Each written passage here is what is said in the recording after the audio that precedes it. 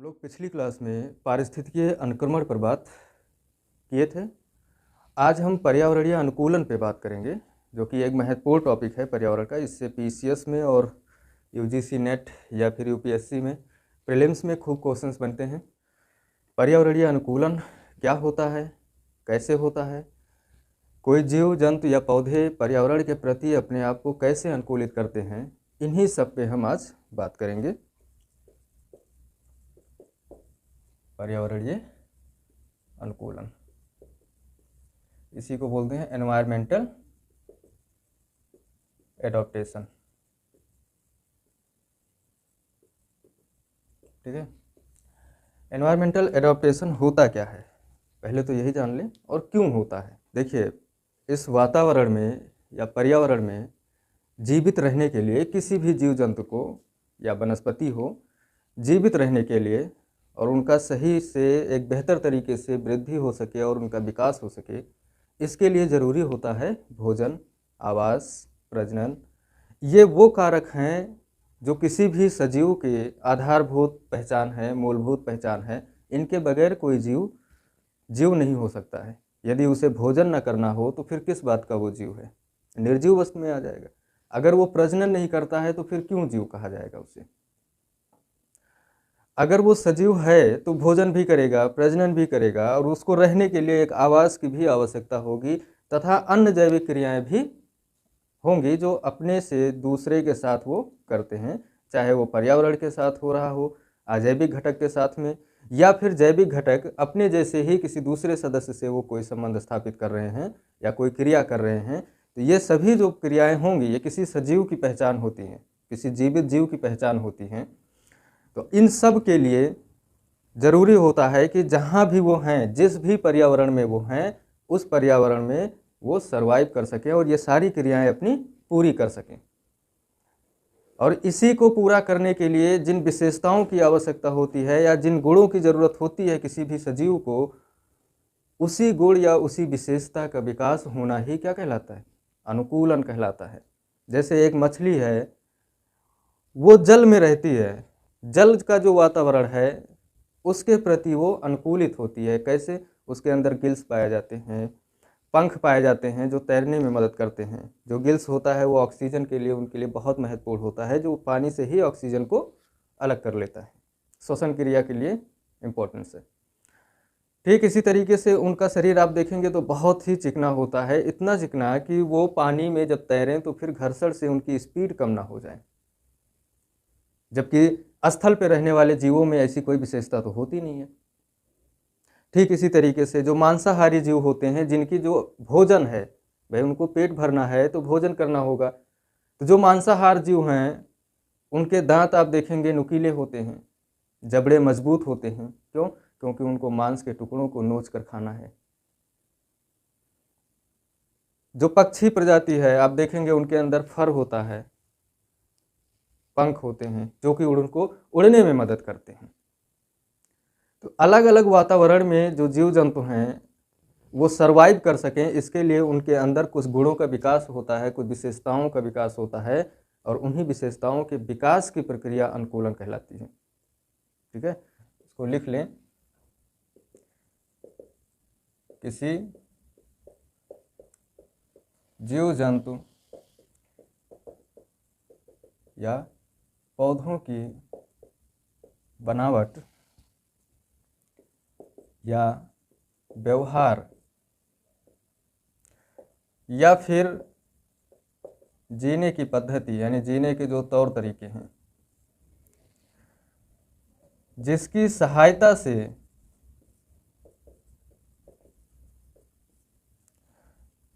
वो किसी विशेष वातावरण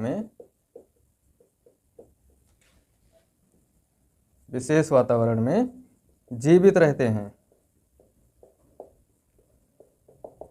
क्या कहलाता है, अनुकूलन कहलाता है। यानी कोई भी जीव जंतु हैं या पौधे हैं, किसी विशेष पर्यावरण में जीवित रहने के लिए उनकी बनावट कैसी होनी चाहिए, उनका व्यवहार कैसा है, जीने की पद्धति, ये सब उनकी विशेषताएं होंगी और इन्हीं का विकास होना ही क्या होगा, अनुकूलन होगा।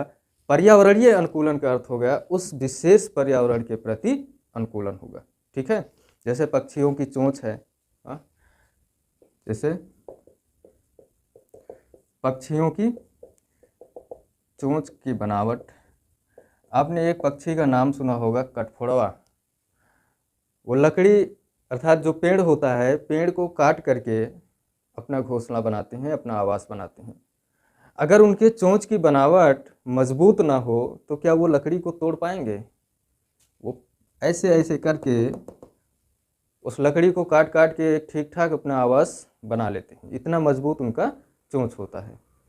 ऐसे गिद्ध है या बाज, जो कि मांसाहारी जीव है, पक्षी है, उसके चोंच का आकार ऐसा होता है कि वो कच्चे मांस के टुकड़े को नोच सकता हो। कुछ पक्षी ऐसे होते हैं जो जल में शिकार करते हैं, मछलियां पकड़ते हैं, तो उनका चोंच बहुत लंबा होता है ताकि उनको मुंडी ना घुसानी पड़े पानी में, और वो अपने चोंच से ही शिकार कर सकें। तो चोंच की बनावट हो गई। ऐसे बहुत सारे पक्षियां ऐसी हैं जिनका फर जो होता है, पंख, वो मोटा या पतला होता है। जैसा उनका आकार है उसी हिसाब से उनका फर का मोटापन या पतलापन होता है। पौधों में पौधों की या जीव जंतु की जो संरचना होती है वो भी कहीं ना कहीं पर्यावरण के प्रति जीवित रहने के लिए अनुकूलित होती है। वो खास पर्यावरण, वो विशेष पर्यावरण की हम बात करेंगे, जैसे मरुस्थलीय पर्यावरण है, अगर गर्म प्रदेश हैं तो वहाँ पर क्या अनुकूलन होगा, ठंडे प्रदेश हैं तो वहाँ पे क्या उस वातावरण के प्रति क्या अनुकूलन होगा, इन सब पे हम बातें करेंगे। लेकिन अभी आप ये समझ लीजिए कि अनुकूलन क्या है। ठीक है, पौधों की संरचना,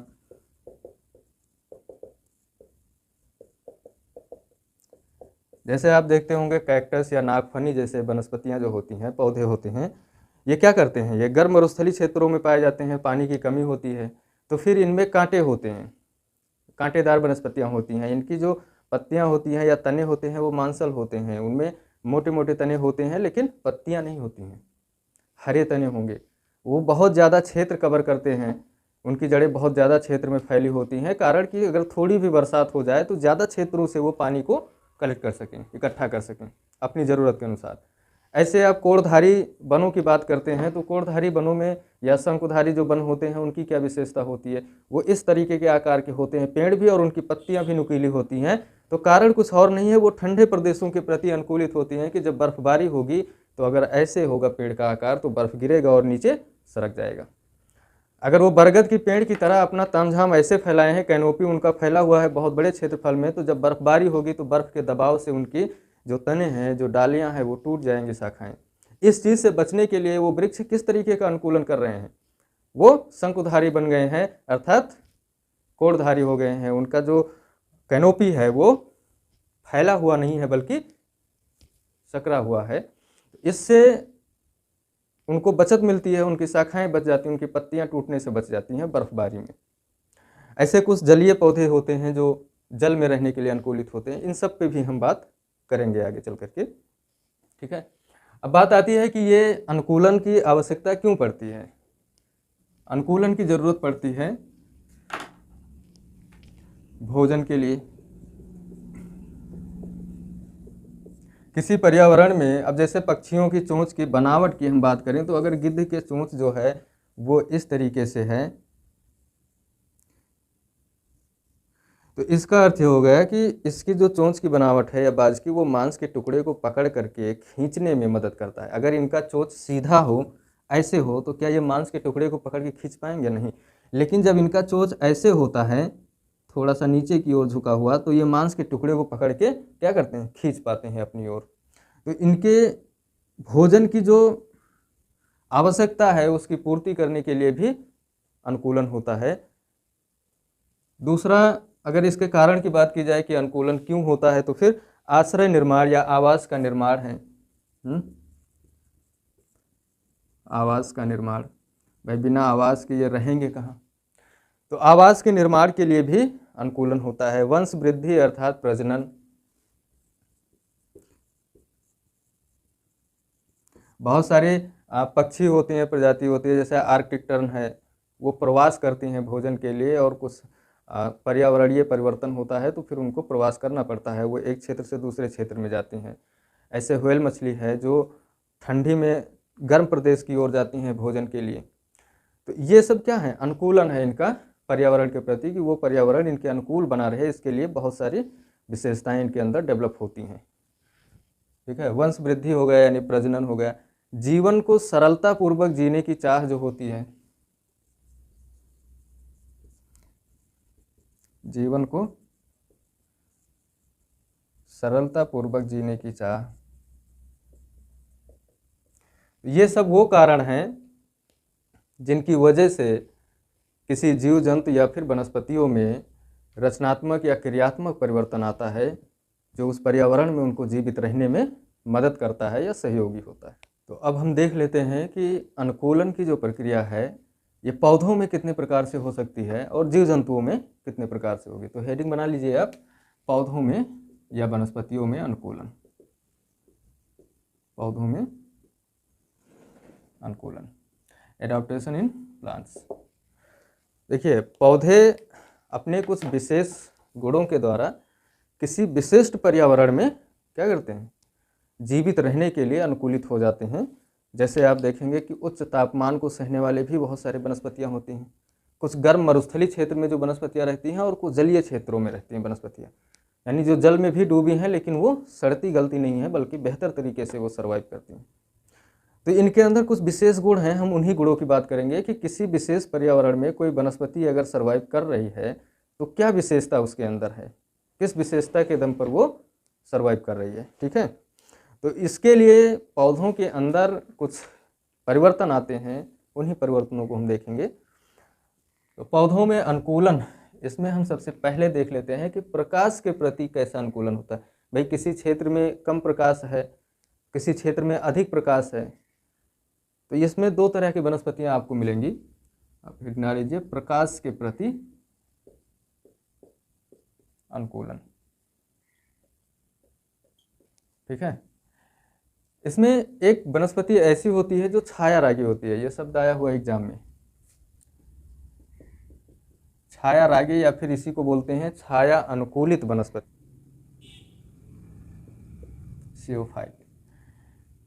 छाया रागी का अर्थ ये हो गया कि जो वनस्पतियां छाया में, यानी वृक्षों की छाया हो या फिर किसी भी क्षेत्र में जहां धूप सीधे या प्रकाश सीधे पहुंच नहीं पा रहा है, किसी की परछाई वहां पे हमेशा रहती है, अगर ऐसे क्षेत्र में कोई वनस्पति उग रही है तो उसको छाया रागी या फिर छाया अनुकूलित वनस्पति कहते हैं। ठीक है, इन्हें प्रकाश की कम मात्रा की आवश्यकता होती है।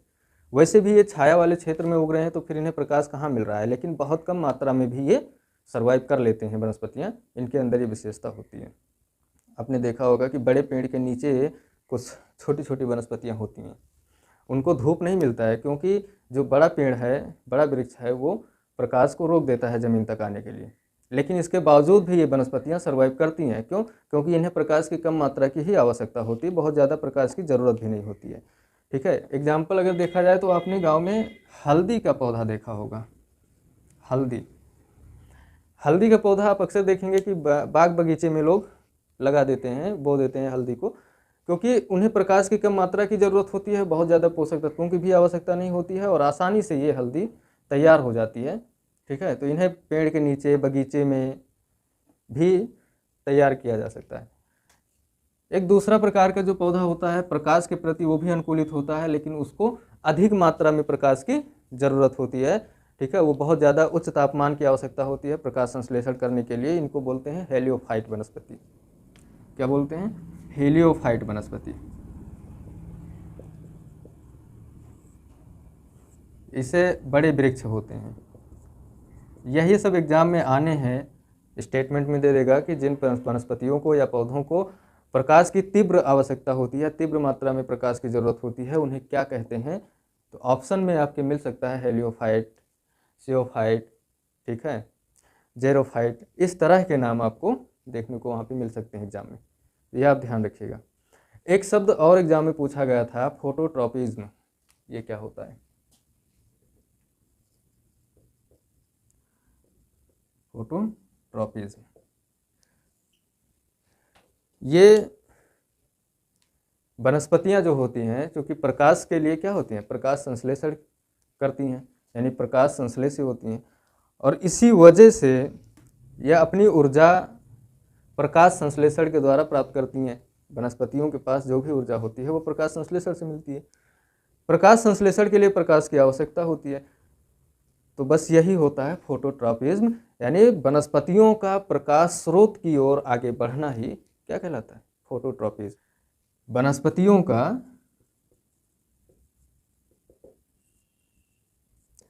प्रकाश स्रोत की ओर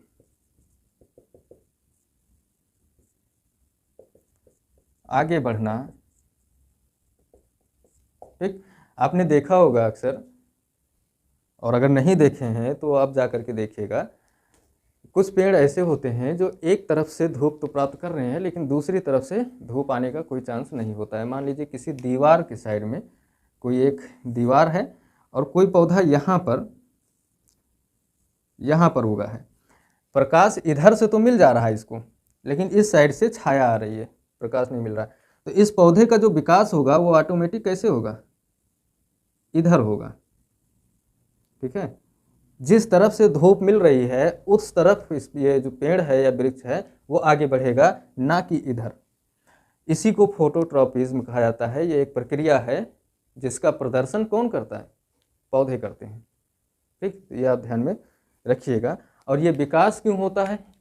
इसी दिशा में ये आगे जो बढ़ता है, इनका वृद्धि जो होता है, साइंस में बॉटनी में आप लोग अक्सर पढ़ेंगे, एक हार्मोन्स होता है ऑक्सिन।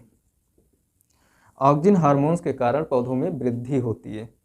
कभी क्वेश्चन आपसे पूछ सकता है कि पौधों में वृद्धि के लिए कौन सा हार्मोन्स जिम्मेदार है? तो ऑक्सिन नाम का हार्मोन्स जिम्मेदार है जो पौधों में वृद्धि के प्रेरित करता है। कभी यूपीएससी ने प्रश्न बनाया था कि उष्णकटिबंधीय क्षेत्रों में जो वन पाए जाते हैं उनकी औसत लंबाई अधिक क्यों होती है? जो उष्णकटिबंधीय सदाबहार वन है, जितना उनकी औसत लंबाई होनी चाहिए उससे भी ज़्यादा उनकी लंबाई होती है पौधों की, वृक्षों की। ऐसा क्यों? तो वो इसी प्रक्रिया के कारण होती है। बहुत सघन वन होते हैं, वनों की जो सघनता है वो बहुत अधिक होने के कारण सूर्य का प्रकाश सतह तक नहीं पहुंच पाता है उष्णकटिबंधीय वर्षा वनों में। तो सूर्य का प्रकाश ऊपर ही आया, अटक गया। तो नीचे जो वनस्पति है वो उस प्रकाश को देख रही है कि वो सोच रही है कि अगर मैं वहां पहुंच जाऊं तो मुझको भी मिलेगा प्रकाश। क्योंकि उष्णकटिबंधीय क्षेत्र में है तो इनको क्या है? प्रकाश की तीव्र मात्रा की आवश्यकता होती है। फिर ये क्या करते हैं? ये ऑक्सिन हार्मोन्स बहुत भारी मात्रा में रिलीज होता है और फिर इनकी कोई एक पतली सी शाखा क्या करती है? उस प्रकाश की ओर आगे बढ़ती है और वो बहुत तेजी से आगे बढ़ते हुए पूरे के पूरे जंगल में सबसे ऊपर पहुंच जाती है और सबसे ज़्यादा प्रकाश लेती है। फिर क्या होता है? अपनी कैनोपी फैलाती है। इसी का को देख करके क्या होता है? दूसरा वृक्ष भी यही प्रक्रिया अपनाता है, वो भी उससे आगे बढ़ता है। फिर इसको लगने लगता है कि यार मैं तो पीछे हो गया हूँ, मुझे कम प्रकाश मिलेगा। फिर ये आगे बढ़ता है। यानी एक प्रतिस्पर्धा चलती है उष्णकटिबंधीय वर्षा वनों में। किसके लिए? सूर्य का प्रकाश प्राप्त करने के लिए, क्योंकि प्रकाश संश्लेषण उनकी आवश्यकता है। और ये प्रक्रिया लगातार चलती रहती है। यही वजह है कि उष्णकटिबंधीय वर्षा वनों में जो वृक्ष हैं उनकी जो औसत ऊंचाई होनी चाहिए, लंबाई होनी चाहिए, वो उससे भी कहीं ज़्यादा लंबे वृक्ष पाए जाते हैं। ठीक है, तो कभी स्टेटमेंट में आपसे फिर कभी पूछा जा सकता है। तो ये तो बात हो गई कि प्रकाश के प्रति कैसे अनुकूलन होता है। दो तरीके से। एक पौधे ऐसे होते हैं जो छाया रागी होते हैं, इन्हें प्रकाश की कम मात्रा की आवश्यकता होती है, ये छाया वाले क्षेत्र में भी उग सकते हैं, जैसे फर्न, हल्दी वगैरह हो गई। एक होते हैं हेलियोफाइट वनस्पति, जिन्हें प्रकाश की तीव्र मात्रा की जरूरत होती है, प्रकाश की तीव्र मात्रा। ठीक है, और ये छाया वाले क्षेत्रों में नहीं उग पाएंगे, जैसे बड़े वृक्ष होते हैं, इन्हें प्रकाश ज़्यादा चाहिए।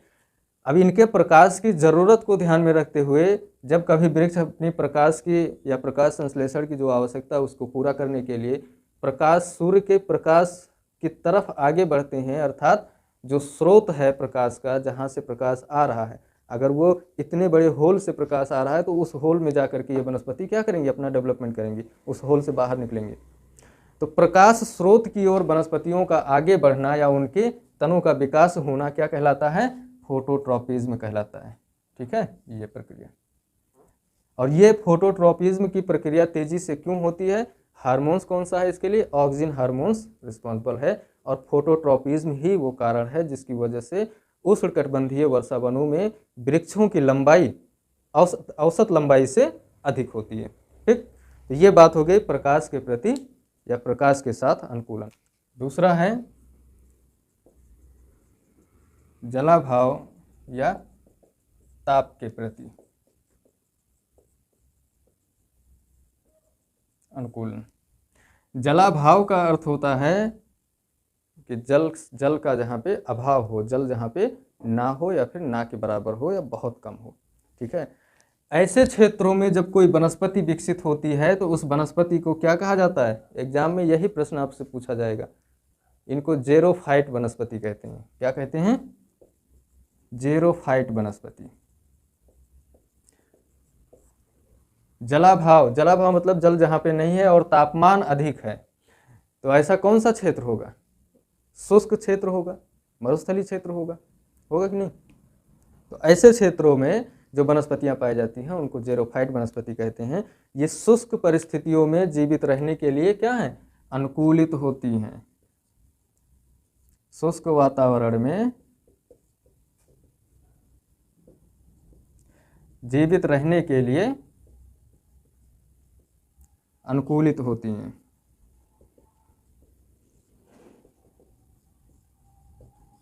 ठीक है,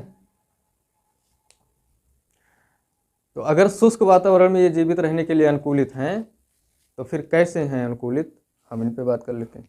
एक शब्द और आपको इसी के अंतर्गत मिलेगा, इफेमेरल वनस्पति होती है एक, उसकी क्या विशेषता होती है? इफेमेरल, ये भाई मरुस्थलीय क्षेत्र ही सही, लेकिन वहाँ पर भी तो दो प्रकार की वनस्पतियाँ होंगी। एक ऐसी वनस्पति जिनकी उम्र बहुत लंबी होती है, 40-50 साल, 100 साल, यानी बड़े वृक्ष जो होते हैं। लेकिन कुछ छोटी छोटी जो वनस्पतियाँ होती हैं जिनकी जीवन अवधि बहुत छोटी होती है, उन्हीं को क्या बोलते हैं? इफेमेरल वनस्पति बोला जाता है। क्यों? क्योंकि इनका जो जीवन अवधि है उसी के आधार पे, ठीक है, इफेमेरल वनस्पति कहते हैं। तो ऐसी वनस्पति जिनकी जीवन अवधि क्या होती है? छोटी होती है। ठीक है, ये करते क्या हैं? पूरे साल, पूरा वर्ष ये बीज के रूप में ये वनस्पतियाँ पड़ी रहती हैं वातावरण में। और जब बरसात का मौसम आता है तो चूंकि शुष्क प्रदेश है, बारिश बहुत कम होनी है, तो जैसे ही बारिश का मौसम आता है तैसे ही इनके अंदर अंकुरण होता है। अंकुरण हो करके वनस्पति बनते हैं और अपना जीवन चक्र पूरा करके बरसात खत्म होने से पहले पहले फिर बीज के रूप में ये पड़ जाते हैं वातावरण में। तो ये अपना जीवन चक्र बहुत जल्दी पूरा कर लेते हैं। अर्थात अगर 10 दिन का भी बरसात का मौसम है तो ये 10 दिन में ही अपना जीवन चक्र पूरा करके फिर से बीज के रूप में सुसुप्त होकर के, निष्क्रिय होकर के वातावरण में पड़े रहेंगे, और फिर जब अगली बारिश आएगी तो फिर उन बीजों में अंकुरण होगा। ठीक है, तो इन्हीं को बोलते हैं इफेमेरल वनस्पतियाँ। लेकिन अब हम बात करते हैं फिर से जेरोफाइट वनस्पतियों पर, जो बड़े वृक्ष होते हैं उन पे हम चर्चा करते हैं। आपने कैक्टस या नागफनी के रूप में तो सुना ही होगा कि ये वनस्पतियाँ मरुस्थलीय क्षेत्र की वनस्पतियाँ होती हैं। इनकी एक विशेषता होती है, क्या? एग्जाम्पल आप लिख लीजिए, जैसे कैक्टस है, नागफनी है, ये मांसल्स होती हैं। मांसल्स मतलब गूदेदार होती हैं। आपने कैक्टस या नागफनी भले ही ना देखा हो, एलोवेरा तो आपने देखा ही होगा। एलोवेरा का जो पौधा होता है उसकी पत्ती आप देखेंगे तो कैसे होती है? मांसल्स होती है, एकदम गूदेदार पत्ती होती है। उसमें उस पत्ती के अंदर क्या होता है? वो जेल जैसा पदार्थ होता है। ये अनुकूलन है किसके लिए? मरुस्थलीय पर्यावरण के लिए। ऐसी जब ये कांटेदार होती हैं, मांसल्स होती हैं, तो जब जल जो है, पानी जो है इनके अंदर जेल के रूप में, एक चिपचिपे पदार्थ के रूप में होता है, तो फिर उसका वाष्पीकरण कम से कम होगा। लेकिन वहीं पे अगर जल हो तो फिर उसका जो वाष्पीकरण है वो अधिक होगा। तो ये भी एक अनुकूलन है, क्योंकि पानी तो वैसे भी नहीं मिल रहा है मरुस्थल में, उस पर भी इतना उच्च तापमान होता है, तो वाष्पीकरण अगर हो जाएगा तो वनस्पतियों की जो जल की आवश्यकता है वो कैसे पूरी होगी? तो ये क्या करती हैं? अपना जो पानी है उसको जेल के रूप में, एक चिपचिपे पदार्थ के रूप में अपने अंदर संचित रखती हैं, जिससे कि वाष्पीकरण की दर क्या हो जाए? कम हो जाए। इन वनस्पतियों की ये उस क्षेत्र में जीवित रह सकें, इसके लिए इनकी जो जड़ें होती हैं वो काफ़ी क्षेत्र में फैली होती हैं। इससे क्या फ़ायदा होता है इनको कि जब बहुत ज़्यादा क्षेत्र में इनकी जड़ें होंगी तो अगर कम वर्षा भी होगा तो ज़्यादा क्षेत्रों से जल को ये एकत्रित कर लेंगी। भाई अगर बहुत कम बारिश हो रही है और इनकी जड़ें अगर 4 से 10 मीटर में फैली हुई हैं तो पूरे क्षेत्र से ये पानी को कलेक्ट करेंगे। तो एक विशेषता ये भी है, जीवित रहने के लिए इनको जल की आवश्यकता है और जल जो है वो एक बड़े क्षेत्र से ये इकट्ठा कर लेती हैं। तो कैक्टस या नागफनी जैसे पौधों की या वनस्पतियों की एक खास विशेषता होती है। ठीक है, इनकी पत्तियां, कैक्टस की जो या नागफनी की जो पत्तियां होती हैं वो कांटेदार होती हैं, नुकीली होती हैं, कांटेनुमा। अच्छा, इनकी एक खास बात और होती है कि प्रकाश संश्लेषण भी करना, और प्रकाश संश्लेषण की एक शर्त होती है कि वो हरे पत्तों में ही संभव हो पाएगा, क्लोरोप्लास्ट जहाँ पे पाया जाएगा। तो फिर ये क्या करते हैं, इनका पूरा का पूरा पत्ती, तना, कांटे जो कुछ भी है इनके अंदर, वो सब में क्या होता है, क्लोरोप्लास्ट पाया जाता है। यानी सब हरे रंग के होते हैं और प्रकाश संश्लेषण का कार्य वो करते हैं। इनमें पत्तियां कांटेनुमा होती हैं। कांटेनुमा होने से इन्हें दो फायदे होते हैं। पहला तो जो शिकारी हैं, यानी जो चरने वाले पशु हैं, वो इनको चरेंगे नहीं। क्यों? क्योंकि इनके अंदर कांटे हैं, वो चुभ जाएंगे मुंह में। दूसरा फायदा ये होता है कि जब पत्ती नहीं है तो फिर इनका जो क्षेत्रफल है, इनका आयतन कम हो जाता है, और परिणाम ये होता है कि धूप बहुत तेज हो तब भी इसके अंदर जो जल है उसका वाष्पीकरण यानी वाष्पोत्सर्जन कम हो जाएगा। तो ये दो फायदे होते हैं, इनकी पत्तियों को ये अपने कांटेदार बना लेते हैं। ठीक है, इनके तनों में ही क्लोरोप्लास्ट होता है या हरित लवक होता है, जिससे प्रकाश संश्लेषण की क्रिया क्या होती है, लगातार होती रहती है, पत्ती ना रहने पर भी।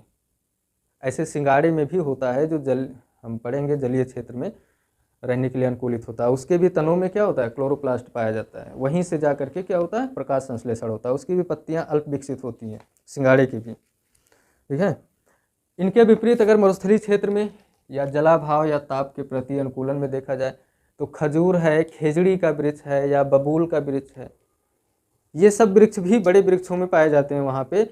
ये भी उस मरुस्थलीय क्षेत्र में रहने के लिए अनुकूलित होते हैं। इनकी जड़ें पानी की तलाश में, मेन चीज़ है मरुस्थल में पानी की कमी, जल की कमी, वर्षा नहीं होती है। तो उस कमी को पूरा करने के लिए इन वृक्षों की जो जड़ें होती हैं वो बहुत लंबी होती हैं, बहुत लंबी होती हैं, और वो ज़मीन में काफ़ी गहराई तक जाती हैं जल की आवश्यकता पूरी करने के लिए। इनकी पत्तियां छोटी छोटी होती हैं ताकि वाष्पोत्सर्जन ना हो सके बहुत ज़्यादा। ये तो हो गई मरुस्थलीय क्षेत्रों में इनका अनुकूलन की वनस्पतियां क्या खास मैकेनिज्म अपनाती हैं उस क्षेत्र में जीवित रहने के लिए। इसके बाद में देखते हैं जलीय पर्यावरण में अनुकूलन की क्या मैकेनिज्म होता है वनस्पतियों का। आमतौर पे तो जलीय वातावरण में अगर कोई वनस्पति है तो उसको सड़ जाना चाहिए, लेकिन वो सड़ेंगे नहीं। क्यों? क्योंकि उनके अंदर कुछ खास विशेषता होती है जो जलीय वातावरण में उनको जीवित रहने में क्या करती हैं, मदद करती हैं। यानी उस जल में जीवित रहने के लिए या जल में रहने के लिए वो क्या होते हैं, अनुकूलित होते हैं। तो जलीय वातावरण के प्रति अनुकूलन, ऐसी वनस्पतियां जो बेहद जलीय पारिस्थितिकी में या परिस्थिति में रहने के लिए सहनशील होती हैं या अनुकूलित होती हैं जलीय वातावरण में, इनको क्या बोलते हैं, इनको हाइड्रोफाइट वनस्पति कहते हैं। ये नाम एग्जाम में आ सकता है आपके, हाइड्रोफाइट वनस्पति। हाइड्रो का मतलब ही होता है जल, ठीक है, फाइट मतलब वनस्पतियाँ होती हैं। तो एग्जाम में आपसे कोई पूछ सकता है कि जलीय वातावरण में सर्वाइव करने या जीवित रहने वाली वनस्पति को क्या कहा जाता है, तो हाइड्रोफाइट वनस्पतियाँ कहते हैं। इस प्रकार की वनस्पतियाँ पानी की सतह पे स्वतः या फिर किसी कारण से तैरती हैं, यानी ये डूबती नहीं है पानी में, पानी की सतह पर तैरती रहती हैं। जैसे आपने एक नाम सुना होगा जलकुंभी का। जलकुंभी क्या होती है, ये जल की सतह पे ही तो रहती है, इसकी जड़ जल के अंदर और ये जल की सतह पे तैरती रहती है। अब तैरने का कारण क्या है, क्यों तैरती रहती हैं, उस पर डूबती क्यों नहीं है?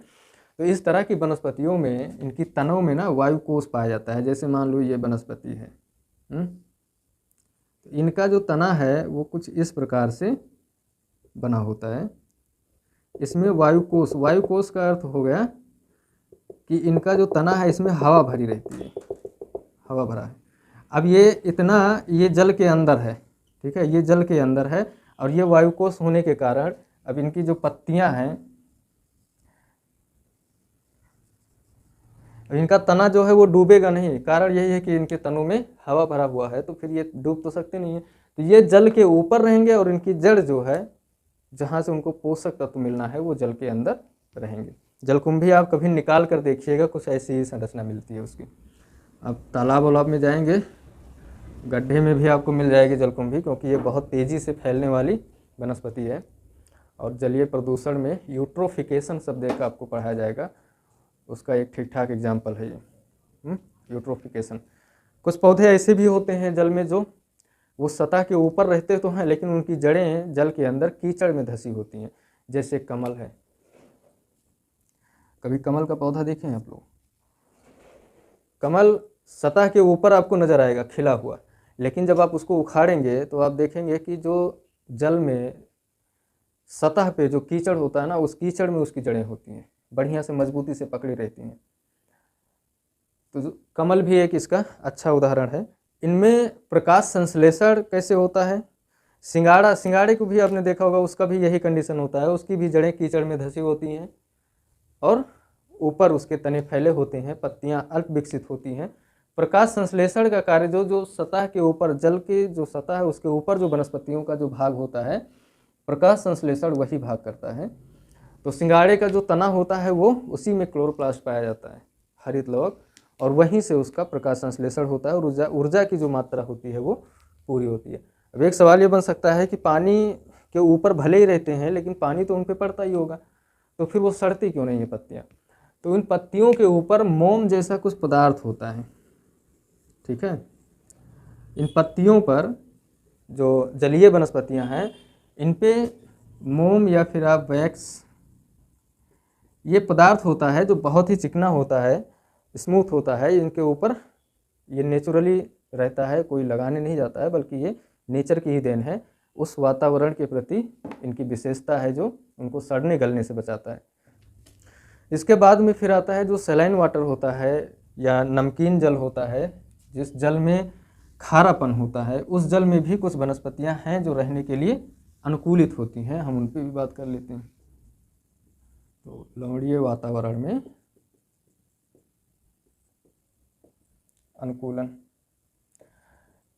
कुछ ऐसी वनस्पतियां भी होती हैं जो काफ़ी हद तक बहुत ज़्यादा खारे वातावरण में या नमकीन वातावरण में भी रहने के लिए अनुकूलित होती हैं। ऐसी वनस्पतियों को हेलोफाइट वनस्पति कहते हैं। क्या? हेलोफाइट, ये नाम आप ध्यान में रखिएगा। इसमें एक नाम मैंग्रोव क्षेत्र का आता है। जो मैंग्रोव वनस्पतियां होती हैं उनमें ये विशेषता होती है कि वो नमकीन वातावरण में या खारा वातावरण में जीवित रह सकती हैं, सर्वाइव कर सकती हैं, ठीक है। इसका एक अच्छा उदाहरण है मैंग्रोव क्षेत्र की वनस्पतियां।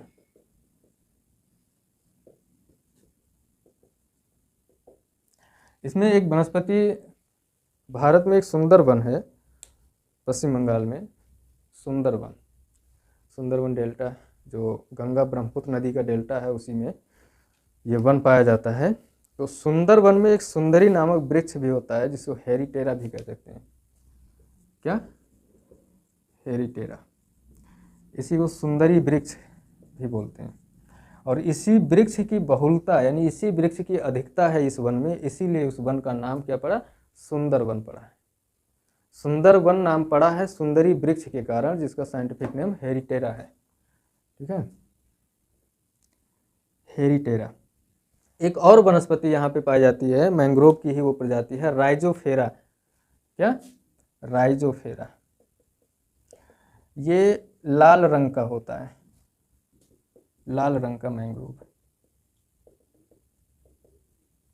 ये दो वनस्पतियां ऐसी हैं जो लवणीय वातावरण में सर्वाइव कर सकती हैं या रहने के लिए अनुकूलित होती हैं, ठीक है। ये क्या करती हैं? जो नमक की मात्रा होती है वो अपनी जड़ों द्वारा या फिर अपनी पत्तियों द्वारा उनको फिल्टर करके नमक को बाहर कर देती हैं। ये इनके अंदर खास विशेषता पाई जाती है, ठीक है। राइजोफेरा में एक और गुण पाया जाता है, कभी क्वेश्चंस बना था। इसमें जो अंकुरण होता है इसके बीज में, वो पितृस्थ अंकुरण होता है। जो फल होते हैं पितृस्थ अंकुरण पाया जाता है।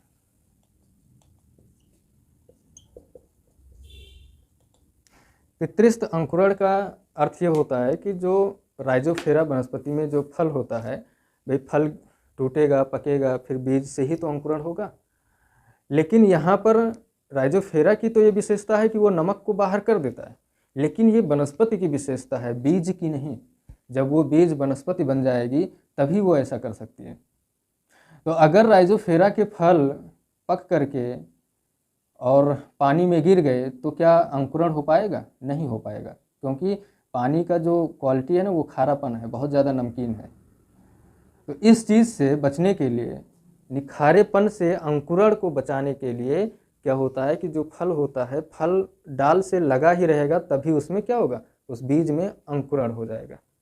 अब जब अंकुरण हो जाएगा तब वो फल क्या होगा, डाल से टूटेगा। मान लीजिए कि ये कोई डाल है और यहाँ पे एक फल लगा हुआ है और यहाँ पे वाटर है, सैलाइन वाटर। अब अगर ऐसे ही ये गिर जाएगा तो डूब जाएगा, अंकुरण हो नहीं पाएगा। लेकिन यहीं पे लगे लगे इसी में क्या होगा, डाल में ही इसमें अंकुरण फूटेगा। अब ये फल नीचे गिरेगा, मान लो इतना धंस भी गया तो इसका अंकुरण हो चुका है, अंकुरण हो चुका है। अब ये सर्वाइव कर सकता है आसानी से। तो पितृस्थ अंकुरण का अर्थ यही है कि डाल में लगे लगे फल में अंकुरण होने के बाद में वो फल टूट कर गिरता है। ये खास विशेषता इस वनस्पति में। ठीक है, कुछ और वनस्पतियों को देख लेते हैं जो अलग अलग वातावरण में जीवित रहने के लिए या सर्वाइव करने के लिए अनुकूलित होते हैं और एग्जाम में मिलाने के लिए आपसे पूछ सकता है। इस तरह के जानकारी पे क्वेश्चन अक्सर मिलाने के लिए ही पूछा जाता है। एक जो सामान्य पौधे होते हैं उनको मेसोफाइट वनस्पति होती है। मेसोफाइट सामान्य पौधे जो आप अक्सर देखते हैं अपने आसपास। ठीक है, इसके बाद में एक होता है ऑक्जिलोफाइट। जो ऑक्जिलोफाइट होता है ये अम्लीय मृदा में उगने वाला पौधा है, यानी जो मृदा अम्लीय होती है उस मृदा में जो पौधे उगते हैं उनको ऑक्जिलोफाइट कहते हैं। एक होता है साइक्रोफाइट।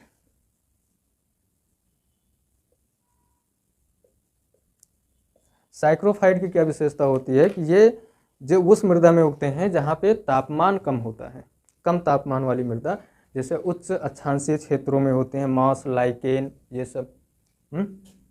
तो कम मृदा तापमान में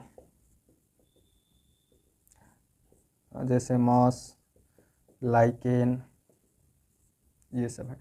अम्लीय मृदा में आप एग्जाम्पल लिख लीजिए, जैसे रतन जोत है, जिन्हें आप जैट्रोफा भी कहते हैं, या चाय बागान वगैरह हो गए।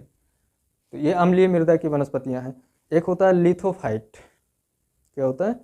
लिथोफाइट। लिथोफाइट को आप लिथोस्फीयर से समझ सकते हैं, यानी जो चट्टानी क्षेत्र होता है वहाँ पर जो वनस्पतियाँ उगती हैं चट्टानों पे, उनको बोलते हैं लिथोफाइट। ठीक है, चट्टानों पर उगने वाली वनस्पति। एक बार क्वेश्चन पूछा था सेमोफाइट क्या होता है? सेमोफाइट। ठीक है, तो जो बजड़ी होती है या रेत वगैरह, बालू होता है जो, वहाँ पे जो वनस्पतियाँ मिलती हैं उनको बोलते हैं बजड़ी या रेत। ठीक है, इरेमोफाइट।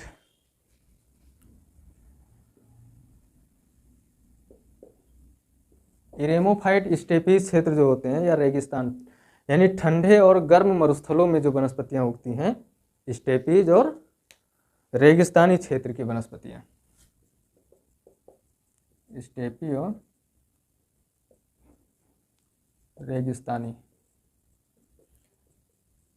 क्षेत्र की वनस्पतियाँ, इनको इरेमोफाइट बोलते हैं। जेरोफाइट भी होती हैं, लेकिन मैंने बताया जला अभाव के कारण जो वनस्पति होती है, ऐसे क्षेत्र यहाँ जल की कमी हो, जल के प्रति जो अनुकूलित होती हैं, उनकी कमियों को झेलने के लिए जो अनुकूलित होती हैं वो जेरोफाइट होती हैं। ठीक है, तो छोटा छोटा अंतर होता है, इनको आप ध्यान में रखिएगा। क्रायोफाइट जो होता है वो टुंड्रा प्रदेश की वनस्पति होती है। क्रायोफाइट टुंड्रा क्षेत्र की वनस्पति है। ट्रोपोफाइट, नाम से ही पता चलता है कि ये ट्रॉपिकल क्षेत्र की है। ट्रोपोफाइट उष्णकटिबंध, यानी उष्णकटिबंधीय क्षेत्रों में जो वनस्पतियां होंगी उनको ट्रोपोफाइट बोलेंगे। और एक होता है एपीफाइट, अधिपादप, एपीफाइट, अधिपादप। ये जो अधिपादप होता है, ये ऐसी वनस्पतियां होती हैं जो किसी दूसरे वृक्षों का सहारा लेकर के अपना विकास करती हैं। उस पर परजीवी नहीं होती हैं, उससे उन्हें कुछ नहीं चाहिए, ना भोजन चाहिए ना आवास चाहिए, बस उनका सहारा चाहिए क्या करने के लिए, आगे बढ़ने के लिए। तो ऐसी वनस्पतियों को क्या बोलते हैं, एपीफाइट वनस्पति कहते हैं। ठीक है, तो ये तो वनस्पतियों में अनुकूलन की बात हो गई कि एडॉप्टेशन जो होता है वो पौधों में कैसे होता है, क्या मैकेनिज्म होता है। अगली क्लास में हम देखेंगे प्राणियों में यानी जीव जंतुओं में अनुकूलन की क्या प्रक्रिया होती है।